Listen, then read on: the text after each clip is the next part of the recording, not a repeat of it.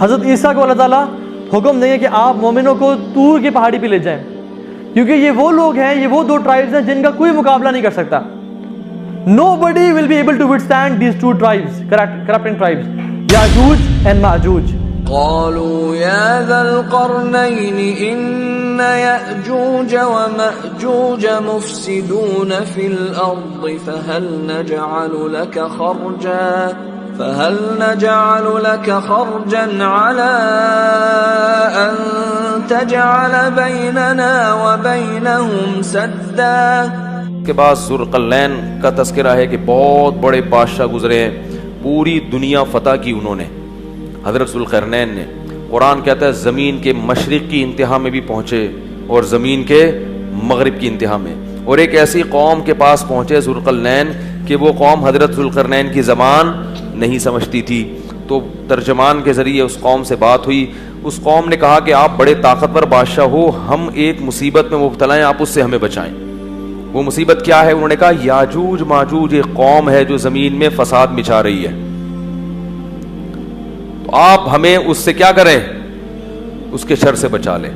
تو حضرت ذوالقرنین نے جو پہاڑوں کی وادیاں تھیں نا، ان کے درمیان لوہا اور سیسا گرم کر کے، بڑا مشکل کام ہے یہ پہاڑوں کو لوہے اور سیسے سے بند کرنا، اس قوم کو پیک کر دیا، سیل پیک، کہ یہ قوم اب قیامت تک نکل نہ سکے اور دنیا ان کے شر سے محفوظ رہے. دو جگہ قرآن میں یاجوج اور ماجوج کا تذکرہ ہے. حدیث میں آتا ہے کہ وہ جو یاجوج اور ماجوج ہیں اتنی کثرت سے ہیں، وہ کیا کرتے ہیں؟ دیوار کو چاٹتے ہیں روزانہ ختم کرنے کے لیے، کہ یہ دیوار چاٹ چاٹ کے کیا کرو؟ ختم کرو. اور جب اللہ نے چاہا کہیں گے تو وہ دیوار اگلے دن کیا ہو جائے گی؟ ختم. اور قرآن میں آتا ہے کہ پھر وہ زمین میں پھیل جائیں گے. وَتَرَكْنَا بَعْضَهُمْ يَوْمَئِذٍ يَمُوجُ فِي بَعْضٍ. اتنی کثرت سے زمین میں وہ بہت بڑی تعداد ہوگی، ان کی بہت بڑی تعداد، زمین میں ایسا فساد مچائیں گے کہ لوگوں کا جینا حرام کر دیں گے، گھس رہے ہوں گے ایک دوسرے کے اندر، اتنی کثرت سے ہوں گے. فرمایا، اور پھر حدیث میں آتا ہے، یہ تو قرآن میں ہے نا کہ اتنی کثرت سے ان کو چھوڑ دیا جائے گا.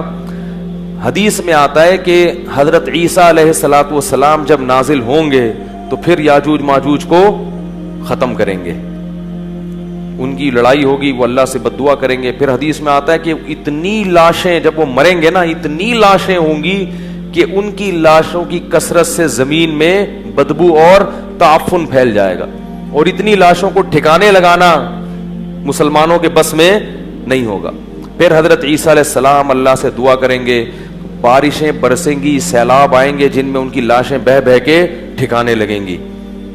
تو پھر اس کے بعد دنیا سے کفر کا خاتمہ ہو جائے گا. حی علی الفلاح.